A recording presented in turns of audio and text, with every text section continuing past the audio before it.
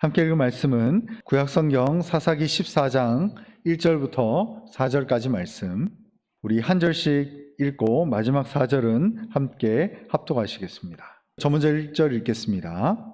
삼손이 딥나에 내려가서 거기서 블레셋 사람의 딸들 중에서 한 여자를 보고 자기 부모에게 말하여 이르되 내가 딥나에서 블레셋 사람의 딸들 중에서 한 여자를 보았사오니 이제 그를 맞이하여 내 아내로 삼게 하소서 하매, 그의 부모가 그에게 이르되 내 형제들의 딸들 중에나 내 백성 중에 어찌 여자가 없어서 내가 할례 받지 아니한 블레셋 사람에게 가서 아내를 맞으려 하느냐 하니, 삼손이 그의 아버지에게 이르되 내가 그 여자를 좋아하오니 나를 위하여 그 여자를 데려오소서 하니라. 4절 우리 같이 읽겠습니다. 그때 블레셋 사람이 이스라엘을 다스린 까닭에 삼손이 틈을 타서 블레셋 사람을 치려 함이었으나 그의 부모는 이 일이 여호와께로부터 나온 것인 줄은 알지 못하였더라. 아멘. 삼손이 간과한 것이라는 제목으로 여러분들께 하나님 말씀 전하도록 하겠습니다. 여러분, 믿는 도끼의 발등 한번 찍혀보신 적 있나요? 그 믿는 도끼의 발등 찍힌다라는 이 말이 속담이 있는데, 이 뜻이 뭐냐면 잘 되리라고 믿었던 일이 어긋나거나 그리고 믿고 있었던 사람이 배반을 당해서 오히려 해를 입게 될 때를 말할 때가 바로 믿는 도끼에 발등 찍힌다라는 말이 있습니다. 그러니까 믿는 도끼라고 하는 것이 뭐 여러 가지가 될 수도 있겠죠. 사람이 되기도 하고, 또 어떤 무언가 내가 예상했던 무언가 어떤 일이 되기도 하고, 또 심지어는 뭐 내가 가지고 있었던 여러 능력 가운데 그것이 오히려 역풍을 불어서 본인에게 해를 입을 수 있게 되는 것을 이 믿는 도끼에 발등 찍힌다라는 말이 아닌가 싶습니다. 여러분, 결코 믿는 도끼에 발등 찍히지 마시기 바랍니다. 믿는 도끼에 발등 찍히면은 참 마음이 씁쓸합니다. 그 삶이 참 쉽지 않고 마음이 씁쓸하고 힘이 들 때가 있다는 것이죠. 오늘 특별히 본문에 나오는 사사기 말씀에 보면 이 삼손이라고 하는 사람이 등장을 하는데, 이 삼손은 하나님의 영을 굉장히 짧은 어떤 말씀 구절 내에서 엄청나게 많은 순간 동안 하나님의 영이 임한 그런 대표적인 인물이다라고 볼 수 있습니다. 그래서 개인적으로는 참 삼손이 부러운 순간이 굉장히 많아요. 삼손이 힘이 빠지거나 굉장히 지쳐 있을 때에 여호와의 영이 급작스럽게 임해가지고 그의 육신이 소생되고 그의 눈이 밝아지고 지혜를 덧입게 되는 그런 본문의 내용이 삼손이 사사기 14장에서부터 등장해서 16장까지 나오는 그 내용이 바로 그 본문의 내용이다라고 우리가 볼 수 있는 것이죠.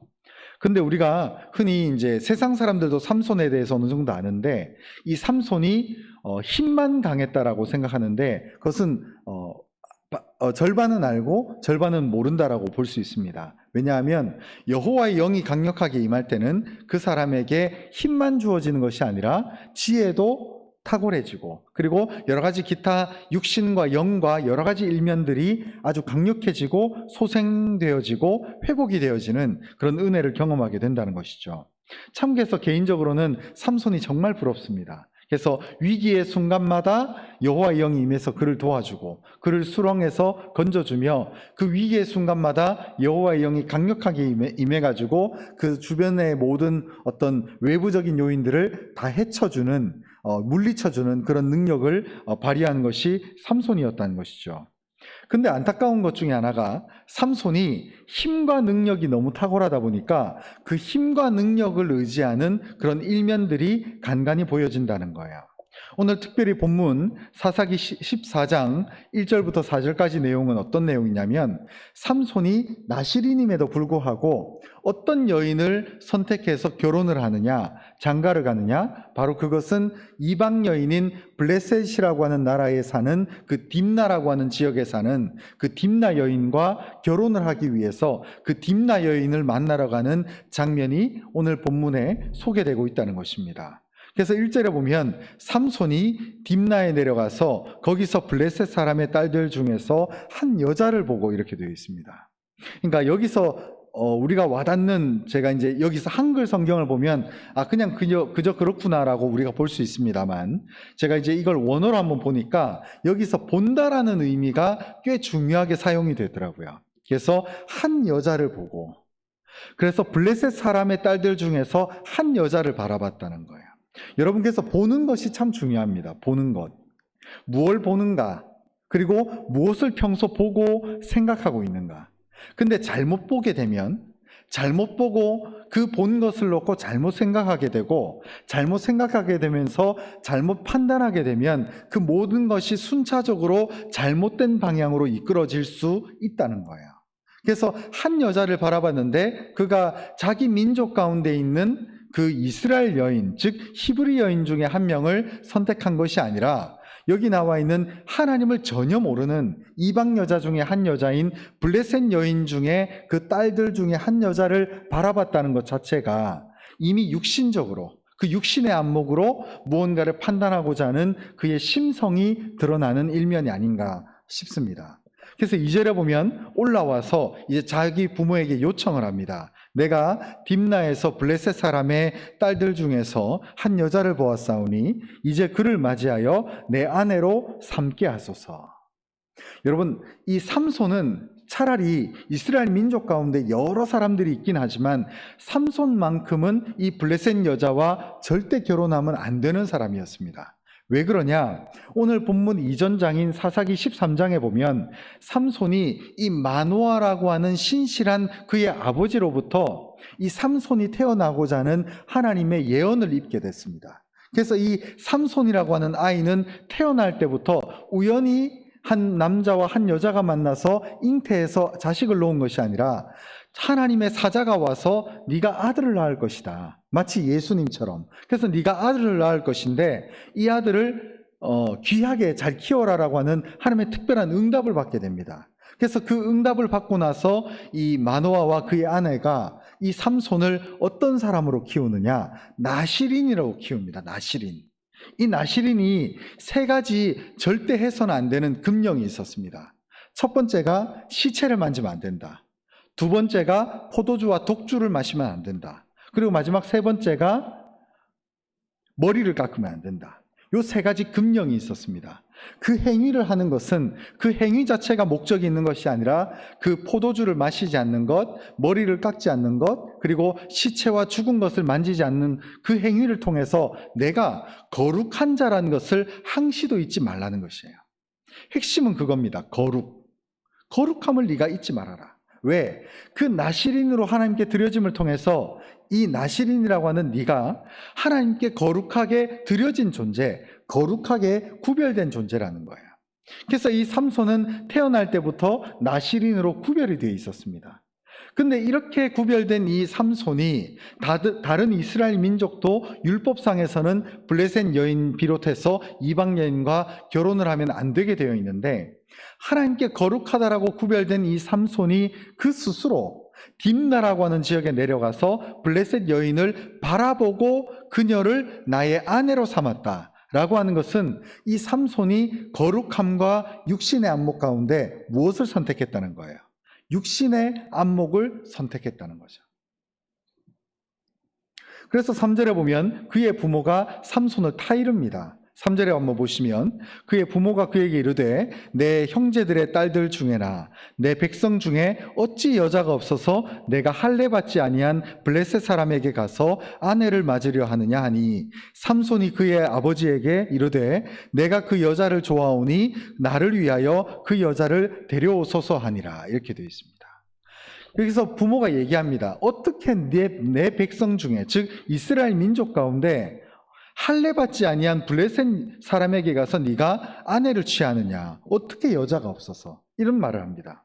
그러자 삼손이 이 말을 들은 아버지에게 오히려 반문 얘기를 하죠. 내가 그 여자를 좋아하오니 나를 위하여 그 여자를 데려오소서.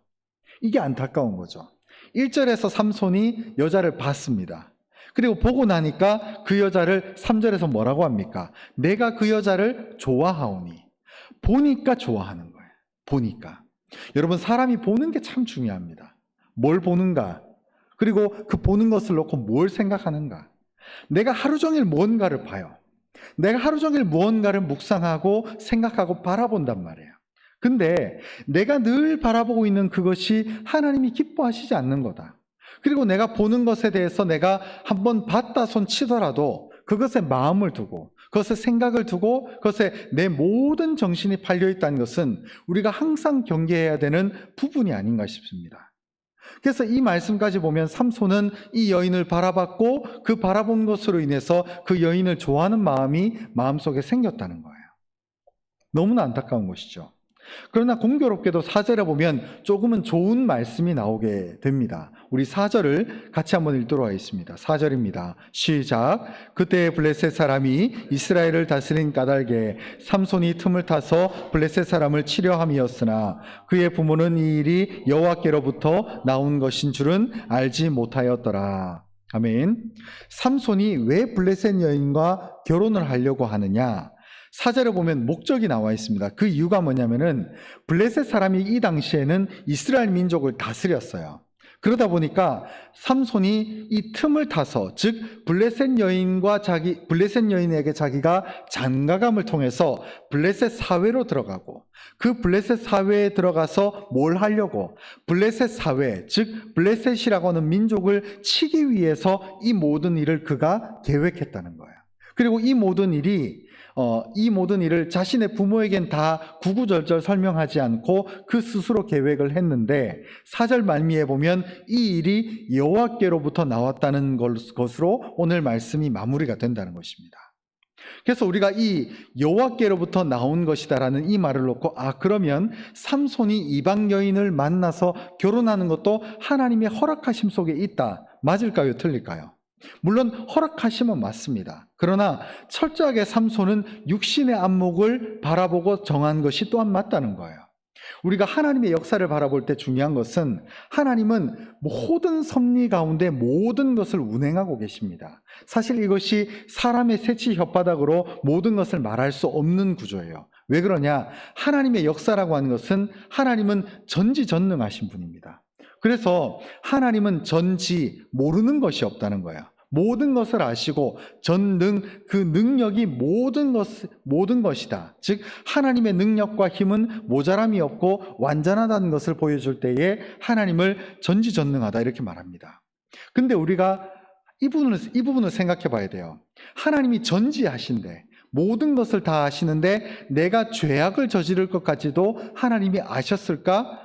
정답부터 말씀드리면 맞습니다. 하나님은 내가 죄악을 저지를 것도 아셨어요. 그러나 문제가 하나가 있습니다.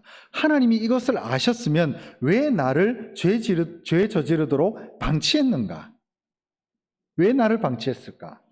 그것은 사실 정확하게 말씀드리면 우리가 한낱 사람의 세계, 사람이 가지고 있는 이 두뇌로는 하나님의 역사심을 다 알 수는 없어요. 그러나 확실한 정답 중에 하나는 하나님은 우리 인생으로 하여금 죄를 짓도록 방치하거나 죄를 짓도록 죄를 짓도록 하나님이 원하시는 것은 아니라는 거예요. 하나님이 일찍이 우리 인생 가운데 우리를 사랑하셔서 자유의지를 주셨고 우리 스스로 선택할 수 있는 그 자유의지 속에서 하나님의 인도하심, 하나님의 섭리하심, 하나님의 인도하심이 나타나게 된다는 거죠. 그래서 여기 이 4절 말미에 보면 이 일이 여호와께로부터 나온 것인 줄은 알지 못하였더라. 즉 삼손이 이방 여인과 결혼한 것을 하나님이 허용하고 부추겼다는 것이 아니라 이 모든 일을 하나님이 알고 계셨고 하나님은 이 일을 통해서 하나님이 이 사건을 활용하고 계시고 하나님 나름대로 이끌고 계시다는 것을 우리가 4절을 통해서 볼 수 있다는 거예요. 자, 그러면 여기서 제가 오늘 본문 말씀을 통해서 다루고 싶은 핵심적인 요지가 뭐냐면 하나님의 입장은 우리가 4절을 통해서 정확하게 봤는데 우리가 삼손을 좀 묵상할 수 있었으면 좋겠습니다. 여러분, 삼손은 자기 나름대로 블레셋 여인과 결혼함을 통해서 계획이 있었습니다. 자기 나름대로. 얼마 전에 영화 가운데 기생충이라는 영화에 보면 그러잖아요. 아들아, 너는 나름대로 계획이 있구나 이런 말을 하잖아요. 삼손은 나름대로 자기 계획이 있었어요. 그 계획이 뭐냐면 블레셋 여인과 결혼을 해서 블레셋 사회에 침투해서 블레셋 사회를 뒤흔들어 놓고 그들을 물리치겠다라고 하는 인간적인 계획이 있었습니다. 그러나 우리가 명심해야 될 게 뭐냐면은 모든 선해 보이는 그 계획이 하나님의 뜻과 부합하는가를 늘 질문해 봐야 돼요. 내가 지금 생각한 게 옳아요. 옳은데 이게 지금 하나님이 원하시는가를 물어봐야 된다는 거예요. 여러분, 이 말에 동의하시나요? 내가 생각하는 게 옳아요. 내가 생각하는 게 바릅니다. 근데 내가 생각하는 게 바르고 옳긴 한데 이 방법과 과정과 결과까지 하나님이 지금 나에게 기름을 부어주시고 그것을 인정해 주셨는가? 저는 그것은 아니라고 봅니다. 여러분, 삼손이 굳이 블레셋 여인과 결혼하지 않아도 하나님의 정확한 때가 이르면 블레셋을 무찌르도록 하나님은 능히 하십니다. 하나님의 방식으로. 여러분, 율법에는 일찍이 이스라엘 민족을 향해서 뭐라고 얘기를 하시냐면 하나님께서 이방 여인과 결혼하지 말라는 거예요. 특별히 이것을 대표적으로 볼 수 있는 예가 남유다와 북이스라엘로 나뉘어서 사무엘상하, 열왕기상하, 역대상하에 보면 수많은 왕들이 이방 여인과 결혼을 해서 나라의 우상 숭배를 들여오게 되는 안타까운 사건이 벌어지는 것을 우리가 보게 된다는 거예요. 그래서 여러분, 결혼은 굉장히 중요합니다. 그래서 단순히 내가 그냥 어떤 여인이 보고 그 본 여인과 함께 우리가 결혼을 하고 한 가정을 취한다. 그것은 너무너무나 중요한 거예요. 왜냐하면 모든 신앙의 시작, 모든 믿음의 시작은 바로 가정이라고 하는 곳에서부터 시작하거든요. 근데 나와 함께하고 있는, 나와 한 몸을 이루고 있는 이 사람이 하나님을 몰라요. 나와 함께하고 있는 이 사람이 하나님을 아는 문화와 완전히 동떨어져 있다. 이것은 우리의 삶 가운데 이 가정이 사실 그 시작이 쉽지 않다는 것을 명확하게 보여주는 그런 부분이기도 하다는 것입니다.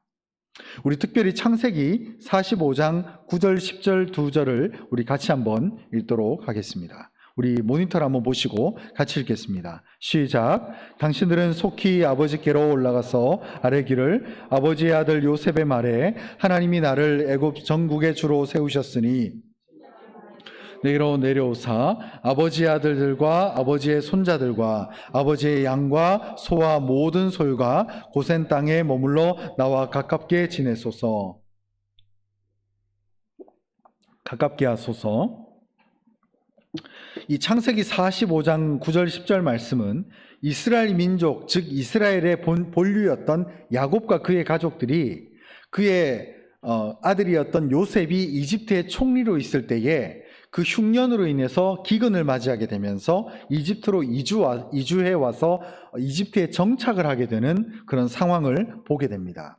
근데 여기 10절에 보면 아버지의 아들들과 아버지의 손자들과 아버지의 양과 소와 모든 소유가 어디에? 이 고센 땅에 머물며 나와 가깝게 지내소서라고 요셉이 권면하게 됩니다. 그래서 이스라엘 민족들은 그 이집트 땅의 가장 핵심부, 가장 중심부에 정착을 하면서 이스라엘 민족이 거주했던 것이 아니라 우리나라로 따지면 고센이 어느 지역 정도 되냐면은 저 38선 밑쪽에 보면 파주 아시나요? 파주 아니면은 파주 아니면은 저 뭐 철원 정도라고 우리가 보면 됩니다. 그래서 이집트의 경계 그 북쪽 경계에서 조금만 올라가면 다른 나라가 될 수 있는 그런 경계선 밑쪽에 있는 지역이 바로 고센 땅이에요. 그래서 그 고센 지역으로 멀리 이동을 해서 이 고센 지역에서 이스라엘 민족들을 정착해 했던 모든 계획을 했던 것이 바로 요셉이었습니다.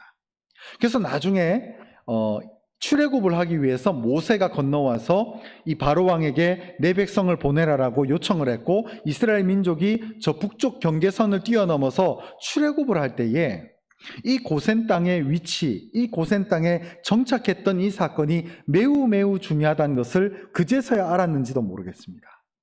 여러분, 만약에 이스라엘 민족들이 이집트로 건너왔어요. 그 이집트의 아주 초인류의 문화, 그리고 최고의 어떤 지식을 습득하기 위해서 이스라엘의 주요 도시에 정착을 했었더라면 이스라엘 민족들은 출애굽을 못했을 겁니다. 아니, 출애굽하기 전에 무려 400년 동안 노예 생활을 했으니까 이 민족들은 이스라엘 내에서 전부 민족의 어떤 존재가 흐릿해졌을 거예요. 그 세상적인 문화에 젖어서 그 세상적인 문명에 그들의 삶이 완전히 녹아내려서 하나님의 민족으로서 하나님의 백성으로서의 정체성을 상실했을 겁니다. 근데 모든 이 출애굽의 기본적인 묘판을 짰던 것이 바로 요셉이었다는 거예요. 그래서 요셉이 이스라엘 민족을, 즉 야곱의 이 가족을 다른 지역에 정착시킨 것이 아니라 언제든지 마음만 먹으면 북쪽 경계성을 뛰어넘어서 출애굽할 수 있도록 고센이라고 하는 지역에 정착을 했다는 거예요. 왜 이 민족을 이 고센 땅에 정착했는가? 이것을 놓고 저는 이렇게 말합니다. 거룩성이라는 거예요. 거룩성. 이 세상의 문명에 젖어들지 않고 이 이집트의 문화에 젖어들지 않고 고센 땅에 정착하게 해서 이 민족을 거룩함을 유지하게끔 했던 것이 요셉의 탁월한 지혜였다는 거예요. 여러분, 오늘 본문의 삼손은 뭘 놓쳤습니까? 거룩성을 놓쳤습니다. 삼손이 생각할 때는 이 블레셋 여인과 결혼을 해서 블레셋 민족을, 블레셋 사회를 무너뜨리면 자기가 생각한 계획은 될 줄 알았어요. 근데 나중에 이제 사사기 14장부터 16장 총 3장 동안 이 삼손의 이야기가 등장을 하는데, 이 삼손은 자기가 계획했던 모든 것이 다 무너지고 일그러집니다. 그 원인이 뭐냐? 하나님께 묻지도 않고 하나님께 기도로 응답받은 것이 아니라 자기가 가진 지식, 자기가 가진 신념, 자기가 가진 자기 나름대로의 선한 계획을 위해서 열심히 살아왔어요. 저는 이것을 뭐라고 얘기를 하느냐? 효율성이라고 얘기를 합니다. 내가 생각할 때의 거룩함, 내가 생각할 때의 어떤 올바름, 내가 생각할 때의 효과, 내가 생각할 때의 능률, 이런 모든 것들이 합쳐져서 효율성을 추구했어요. 그러나 이 모든 삼손의 효율성은 하나같이 다 무너집니다. 여러분, 사사기 14장부터 16장까지 삼손이 하나님을 위해서, 우리가 사도신경이나 주기도문에서 볼 수 있는 것처럼 먼저 그의 나라와 그의 의를 구하는 게 하나도 없어요. 전부 자기의 욕망대로, 전부 자기의 기분대로, 자기가 이 여인을 보고 자기가 그 순간에 나름대로 계획과 꾀를 생각해냈지만 그 모든 것이 하나님께로부터 왔는가? 저는 그것은 아니라는 거예요. 그래서 하나님의 역사는 이루어집니다. 삼손의 자세, 삼손의 힘, 삼손의 지혜를 통해서 이 블레셋을 압박하고 블레셋을 무너뜨리게 되는 결과를 낳게 되지요. 그러나 문제는 삼손의 삶이 자기 스스로 피폐해지고 있다는 것을 삼손은 몰랐던 거예요. 그래서 나중에 보면 우리 유명한 영화 있잖아요. 삼손과 데릴라라고 하는 옛날 오래된 영화가 있는데, 거기 보면 삼손이 머리가 다 밀립니다. 그 나시린으로서 지켜야 될 그 거룩함, 머리카락에 힘 있는 게 아니라 하나님이 이 삼손에게 허락하셨던 그 머리카락을 깎아서는 안 된다라고 하는 기본적인 율법이 상실되고 와해가 되니까 더 이상 하나님이 그 삼손이 눈이 뽑혀서 그 기둥에 서 있을 때까지 삼손의 손에 힘이 들어오지 않는 거예요. 그 여호와의 영의 힘이 들어오지 않는 거예요. 완전히 손에 그 지성과 지혜와 힘이 완전히 폐하여지는 그런 삼손의 상태를 우리가 보게 됐다는 거죠. 여러분, 거룩함은 굉장히 중요합니다. 여러분, 거룩함을 지키셔야 됩니다. 여러분, 우리의 삶 가운데 우리는 믿는 자로서 효율성과 거룩함 가운데 늘 놓입니다. 늘 놓여요. 내가 이 효율성을 따를까? 내가 생각하는 계획, 내가 생각하는 판단, 내가 생각할 때 이게 효과가 있어요. 이걸 선택하면 내가 생각하는 하나님 나라에도 좀 보탬이 되지 않을까? 내가 생각하는 효율성을 가지고 좋은 것을 판단하고 내가 효율성을 선택한단 말이에요. 그러나 이 효율성을 선택했을 때 놓치는 것이 뭐냐? 거룩성이라는 것이죠. 거룩성. 여러분, 오늘날 보면 참 주일날 이렇게 일하는 경우가 참 많습니다. 주일날 일을 하라고 요청하는 경우가 많아요. 그래서 우리는 날마다 이 어떻게 보면 효율성과 거룩성의 갈대 앞에서 뭘 선택해야 되는가 늘 고심해야 될 때가 오실 것입니다. 그러나 제가 요청드리고 싶은 것은 거룩함을 선택하십시오. 여러분, 우리의 먹고 사는 모든 문제 하나님께 맡겨야 됩니다. 그렇다고 해서 맡긴다는 것이 무능하고 세상에서 아무것도 하지 않고 게으르게 집에만 빈둥거리는 것이 우리의 삶의 목적은 아니에요. 우리의 삶의 핵심은 주중에 열심히 일하고 하나님의 방식대로 살되 하나님께서 우리에게 선택하신 이 주일날 하나님의 뜻을 추구하며 하나님의 방식을 추구해 나가는 것이 하나님의 목적이라는 것입니다.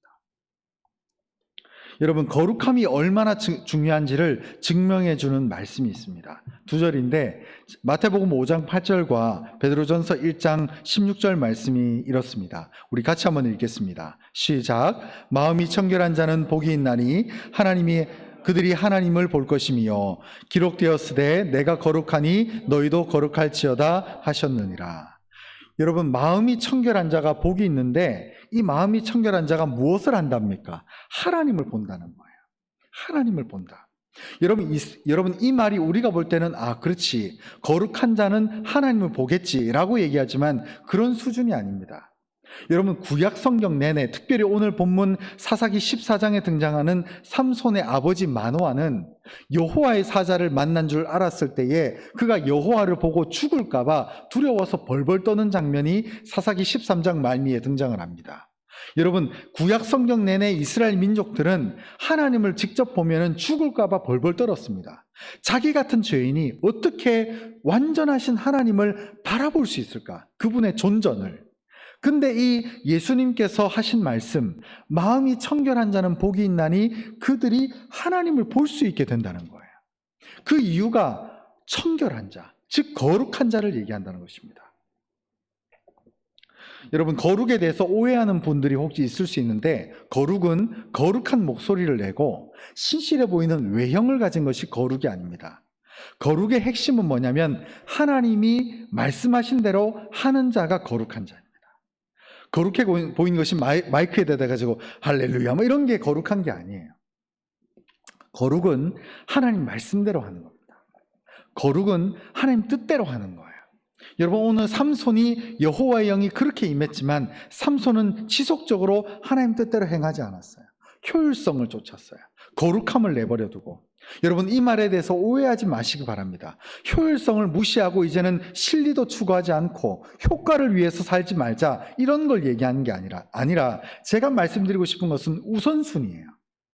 효율성과 거룩성이 놓여놓고 우리가 뭔가를 선택해야 될 때에 우리는 효율이 아니라 거룩성을 선택해야 된다는 거죠.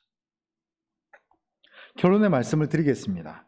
첫 번째 결론의 말씀은 우리는 신앙의 갈림길에 서는데 그 효율성과 거룩성 앞에 우리가 놓일 때가 있다는 것을 항상 기억하시기 바랍니다.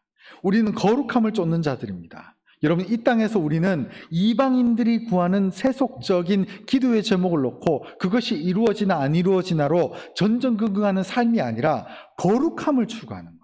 하나님이 우리에게 말씀하신 대로, 하나님이 우리를 이끄시는 대로, 하나님이 우리에게 원하시는 그것을 이루면서 사는 거예요. 블레셋이 무너뜨리는 것, 그것은 하나님의 뜻이 맞습니다. 그러나 명심해야 될 것이 내 거룩성을 상실하고 블레셋을 무너뜨린다? 어불성설이죠. 말이 안 되는 거예요.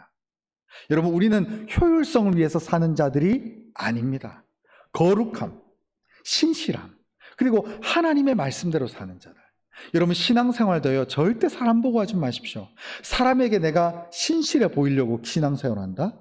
내가 사람들에게 좀 이렇게 거룩해 보이려고 한다? 아니요. 그리고 목회자 보고 신앙생활 하시는 분이 없겠지만 결코 그래서도 안 돼요. 사람 보고 하지 마십시오.